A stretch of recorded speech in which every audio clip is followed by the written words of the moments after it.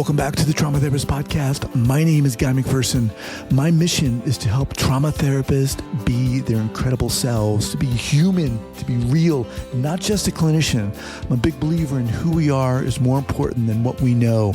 And this requires cultivating authenticity, genuineness, and vulnerability, and that requires intention. You can learn more about my courses and workshops by going to thetraumatherapistproject.com. That's thetraumatherapistproject.com. Let's get started. All right. So 5, 4, 3, 2, 1. All right, folks, welcome back to the podcast. I am very excited to be speaking with Christina Kantzavelos. Christina, welcome. Thank you. Thank you so much for having me again. You are welcome. So Christina is a neurodivergent and first-generation licensed clinical social worker, life coach, writer, and chronic illness warrior. She received both her BA and MSW from the University of California, Los Angeles, and her MLIS from San Jose State University. Christina specializes in treating clients with chronic health conditions and trauma. Chronic medical conditions often come with significant challenges like fear, anxiety, medical PTSD, and may interfere with relationships and daily function. It's her experience and belief that chronic illnesses are often rooted in traumas that can cause a chronic stress, fight or flight response, not allowing the body to prioritize healing. All right, Christina, welcome back. Before we get going here, share with our listeners where you're from originally and remind everyone where you're currently. Hi, yeah. Again, thank you so much for having me. And just a shout out to you being an awesome human being. We tried recording this recently, but I was in a flare-up, as is chronic illness. It's such a journey, very up and down. And thank you for being willing to re-record. So hi, everyone. Again, my name is Christina, and I live in Joshua Tree, California. I'm from Southern California, but have sort of lived all over the state. I mean, well, it's the southern part of the state. So yeah, for right now, my home base is in Joshua Tree, but I seem to be traveling about half the year. And I'm really grateful to have a remote practice that allows me the flexibility to do that. So let's remind everyone, let's start by giving our listeners a kind of a brief overview of what you do and how you got there.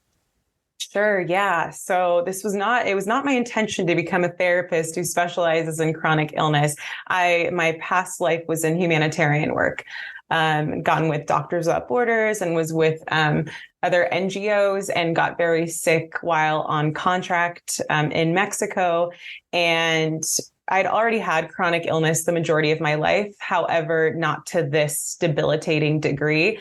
And when I got back to the States, I was passed around like a hot potato before I received proper diagnosis of Lyme and co-infections and mold and so many other autoimmune diseases. But it took a while to get properly diagnosed and therefore treated. And in the midst of that, I was couch-bound. I had to move back in with my parents. I could not physically work. Thought I was going to die. It was horrible. And I could not find a therapist for the life of me who was doing what I needed. There's very few of us specializing in chronic illness. So if you are a therapist who has chronic illness, I'm always going to encourage you to consider making this your path because so many people need us right now.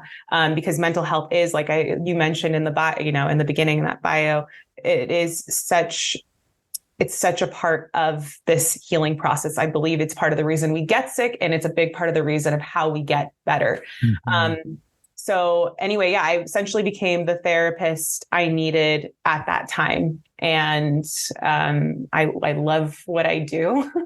This is that post-traumatic growth aspect that so many of us talk about. But like, I wouldn't have ended up here without getting sick, as sick as I did, rather. No, correct me if I'm wrong, but because I knew someone who had chronic illness and they didn't know what was wrong with her. And oftentimes, and correct me if I'm wrong here, when that happens and there isn't like a diagnosis, people think you're nuts. Oh, right? yeah. Right? They think definitely. You're making it up. How come they don't know what's going on? You've got to be making it up. Oh, especially because we look okay, right? So that's apparently you have to have your head, your hair completely fallen out to look sick enough to carry those diagnoses. And it's very confusing to the average person because it's not linear, right? There will be moments where we, for all intents and purposes, where we seem okay. And then the next moment we're fatigued or experiencing some kind of symptom that doesn't allow us to be in the public or to socialize or to have the capacity for anything outside of our room, sometimes the hospital. I mean, it's a bit all over the place, but yeah, so often we hear, it's all in your head so many times, right? This is psychosomatic. It's all in your head. And I like to say, a lot of it, it's in our brain, really. A lot of it is in our brain. And not to mention the head's not separate from the body. It's, these are all connected and it's important. That's why I consider myself a holistic therapist because I am, we're biopsychosocial spiritual beings and we need to look at all of those as we treat. Well said. Last time we talked, you mentioned an experience you had, a psychedelic experience you had. And I want to talk about that because I think the way you share that, how you went about it, and even some preliminary concerns you had were interesting because you kind of worked through them. And it was as I recall, a pretty significant experience for you. So walk us through how that came about. Yeah. So I had been interested in exploring psychedelics for a long, long time. However, I was so afraid and it's mostly the unknown. It's also because I have something called mast cell activation syndrome where, at some point I was allergic to most things in the world and I needed an EpiPen on me at all times. So, be it psilocybin, aka magic mushrooms, or something like ayahuasca or anything else in between, scared me to an extent because I didn't know how I was going to, physiologically respond to that. Not even from a mental health, psychological standpoint. So, I started just doing more and more research and talking to folks. And I had met so many people in the chronic illness community who felt like psychedelics was really a missing link in their healing journey. It really helped them go within, process, let go of dis-ease in their bodies. And, based on our other conversations, that is always going to be a goal of mine, is how to let go of dis-ease in my body so that it does not manifest into anything else. And so I started inching closer and closer to it years ago and finally was able to sit with psilocybin first and that was its own profound experience. And I was with a good friend. And I remember seeing this, like in that entire experience, this dark cloud above me. And it was all of the weight of the world I felt responsible for carrying. That's not obviously the case, right? We know that no one's actually responsible for the weight of the world, but that's how it felt. And I'm a recovering codependent, empath, people pleaser. And so, that is the reality for some of us, that we feel that way. So seeing that and actually removing it off for me I can't even describe it. It was amazing. I noticed a change in my symptoms almost immediately after having that experience. And that experience then made me more apt and comfortable to explore other psychedelics. And let me, if I may, sure. Jump in here for a second. So when you did that, was that your initial experience? I had some experiences with MDMA, but it wasn't in that it wasn't in that exact way. But MDMA after that totally changed too, because I had a new lens on. I had tried MDMA like in the past when I wasn't super I don't know, wise to what it could do to our brains and to our bodies. So yeah. Was it a microdose that you did? And we're talking about psilocybin. Yes. Mushrooms here. Okay. I did the full dose. Yeah. Okay. I had actually microdosed prior to that I forgot to mention that, just to test it out to make sure my body would do okay. And it did. And who were the people that were quote unquote guiding you or there with you? So that was not guided by anyone, but someone who's very familiar with them. So it was just a friend. And, of course, I'm always going to recommend that you do it with someone who can guide you, of course. And now this was, again, many years ago. And now psilocybin is becoming, sort of more commonplace in conversations. And we're seeing that it's, en route to becoming legal pretty much in this country. So this dark cloud that showed up, sounds really intense. You also said it kind of moved, or you moved it off. How did that happen? It's so bizarre to explain, right? You can just imagine it's like this, you're kind of lucid dreaming to some extent. But it was, for me, in my experience with all the psychedelics I have been able to sit with so far, it has been this, it's been this feeling. I'm not seeing something in front of me. It's this feeling, and I'm creating almost this image in my brain to go with it, if that makes any sense. Sure. So it was this feeling like, wow, okay, I've been holding this weight above me for so long, and it is not mine to carry anymore. And that was extremely powerful and empowering at the same time. Well, I think I said this last time, and I'm going to say it again. Kudos to you, man. This stuff scares the shit. I'm scared. I am scared. I don't like this. How did you get up enough courage to do it? Quite frankly. It's one of those, you just you got to jump and trust, and really trust that there's, no such thing as quote unquote a bad trip. That's what I kept reading over and over again. No matter what kind of trip you have, what kind of journey you have, there's going to be wisdom gained from it.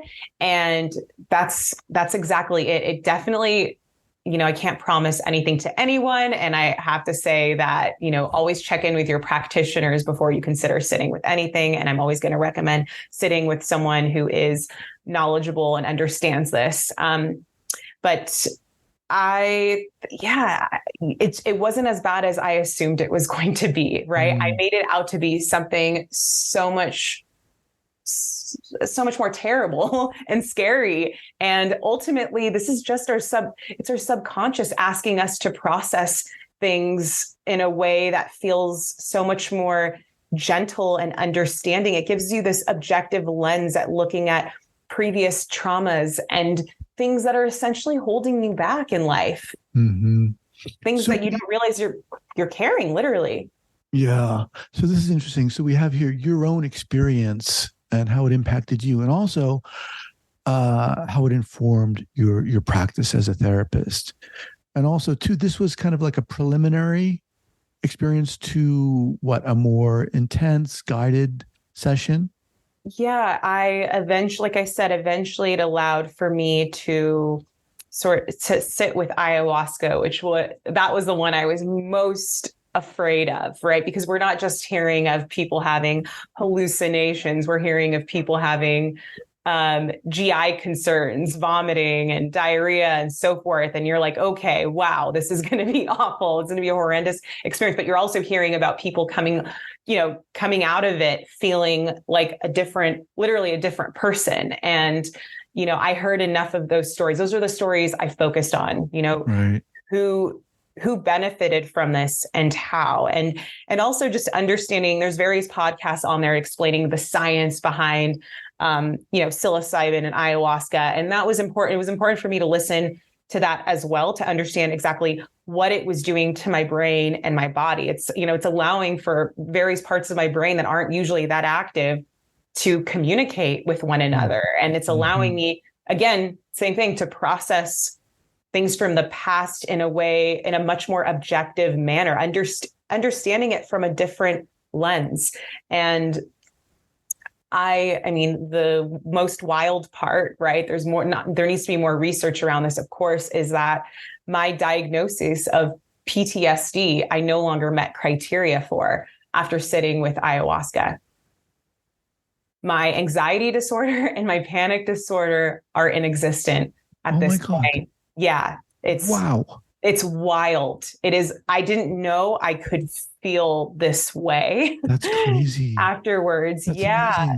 amazing. Thank you. That's awesome. No, that's what I want to, share if it's, if it's in alignment. And of course, again, if your practitioners give you the green light and it's okay. I mean, I went somewhere where, it's legal and there are practitioners who've been doing this for many, many, many years and could walk me through the entire process of sitting with it. There are Native American churches in the US where it's legal to sit with ayahuasca. And, if you're going to do that, just make sure you do your due diligence, your research, that you feel comfortable with whoever you sit with. And that, a big part, and this is, part of the work I do is integration, a psychedelic integration. So prepping and then working to integrate what wisdom we received, what information we received, and how we can apply it to our daily life. Sometimes it's so profound and it makes so much sense at the moment. And then we get back to the real world and we're like, wait, how do these two things fit? Right. Because it's essentially we're lifting the veil and it's two different worlds, two different dimensions. So, being able to sit with, my own therapist and some of the people from the retreat was extremely helpful in processing and understanding what I went through. How long ago was that for you, the ayahuasca? So the first time was in January, and then I did a 3-night stay on a farm in Costa Rica in February. So the first time I sat with it was it was more like they allowed me to microdose, which was so amazing, to just initially see how my body responded to it. And I also wanted to be somewhere where, I was in the States, there's a hospital nearby, God forbid I don't respond well. Right. But the fear is real. The fear, like what you're describing. I mean, I've been with that fear for so long. And I remember eventually, I think an hour into the microdose, I want to say that's when I took the rest of the cup because I realized I actually was fine. I felt calm. But by the end of it, I just remember thinking, wow, I wish I would have done this when I was so much younger because of what I was able to process. I also remember saying aloud, this was equivalent to 10 years of therapy in one sitting. And I don't say that lightly. And I've talked to numerous people who would, who also share the same sentiment with their experience. Just so much process, so much understood. It was profound. How have these experiences informed the work you're doing? So the big, in gaining this new lens and understanding, like, okay, I'm going to go a little bit all over the place. That's me being divergent, but I did a Vipassana retreat. For those who aren't familiar, that's a 10-day silent meditation retreat. They're donation based. They're all over the world. They're amazing. I remember when I was first learning about Vipassana and ayahuasca, I was maybe, 19 at the time or something. And I knew numerous people who had done both. And I remember on Wikipedia learning about the dark night of the soul, and 2 ways to get to that are through Vipassana and through ayahuasca. And I just thought, okay, I'm going to try Vipassana first. That sounds a lot less scary, which is ironic because some people would argue 10 days of silence is a lot scarier. And so in Vipassana, I learned so much about myself. I gained so much understanding that was also profound in its own way. However, with ayahuasca, it's like someone bestowed this new perspective onto me. Like I was given new glasses, if you will, to understand that. And this may sound woo-woo, and that's okay. This is how I'm relating to the world now. Yeah. But what I'm saying is everything is divine and everything happens for us, not to us. And we don't understand often at the time what that means. And I'm not trying to use toxic positivity in this. Something can suck and be divine at the same time. That's ultimately what I realized. Like, I'm still moving through life with chronic illness. Like we said last time, we didn't get to air that because I know I was out of it. My brain fog was immense. And some days are hard for me. They're really challenging, but I understand there's wisdom in my challenging hours and my challenging days. Whereas before, it was just like this, not entirely, but there was more of a like victim mentality that I sort of went through the world with to a degree. And I see that that's gone now. That's entirely, I will not give chronic illness or anything else power over my life and how I go about it. I refuse. It's not like, this is my life. I'm responsible for it and I love it. And I'm so grateful that I even exist. Yeah. Let me just pause here for a moment to thank our sponsors. We're speaking with Christina Kantzavelos. We'll be back in a few seconds.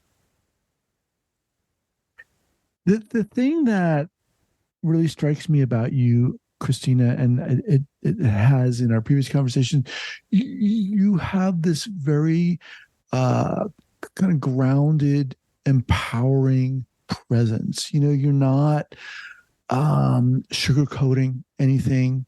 There's an acceptance of challenges of life, but also an ability to look at it for what it is. And I would imagine that is very empowering for a lot of your clients.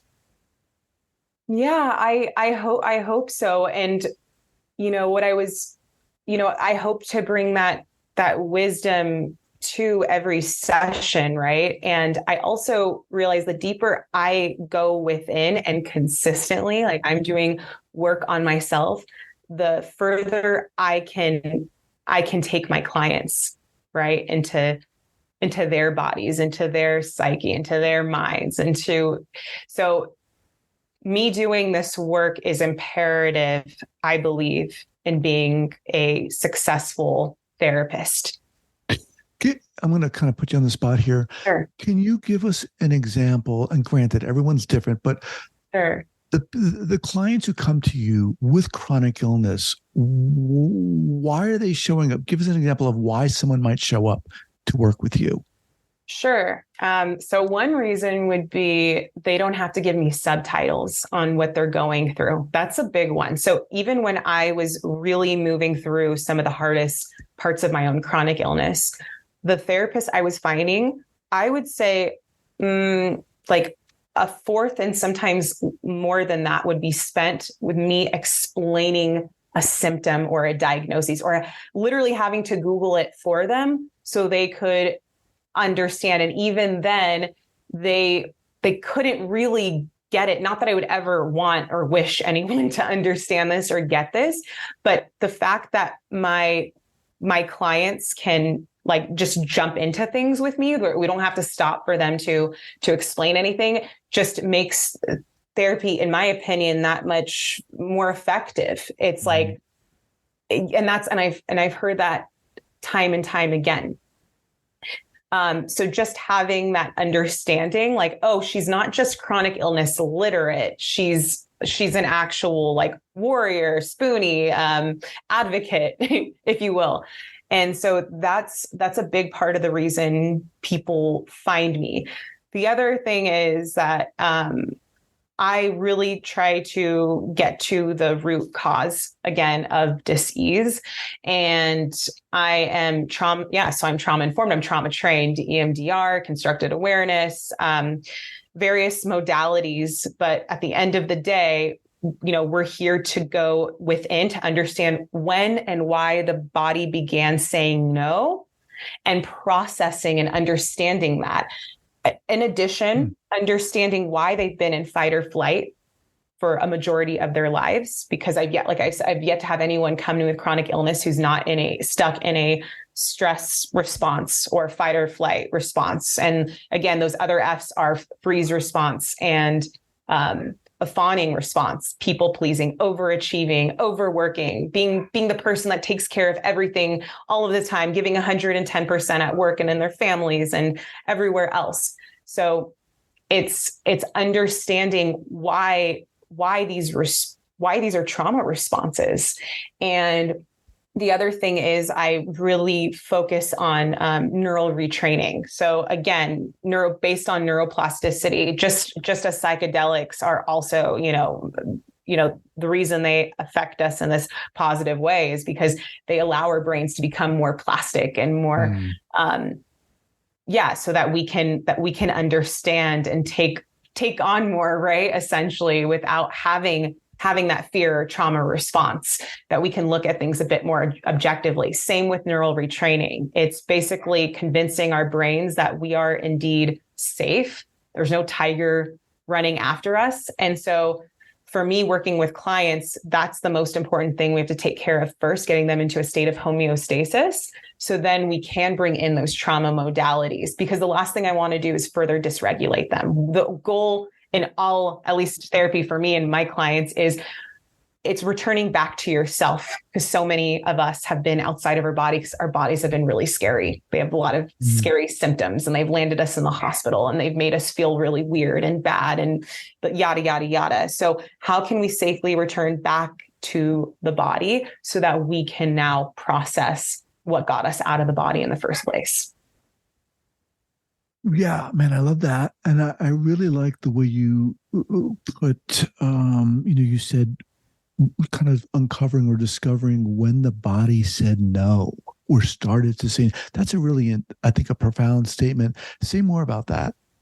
Yeah. So when we're not, like, there's so much to say about it, but essentially when we have been in a trauma response, right? So let's just say, like, we were the parentified child. We had to take care of things in the home, or at least felt the pressure and the responsibility to. And that's how we survived. Or maybe we didn't want to ruffle any feathers, so we got the best grades, or we were so well behaved. I mean, there's a million ways this could have played out for someone. I'm just giving an example of the child who said yes to everything and kept their guardians as happy as possible, and continued to do that through life, never actually really checking in with themselves to see, hey, is this something I want to do? And even if they did check in with themselves, that was really scary, because if I say no to this, am I going to get in trouble?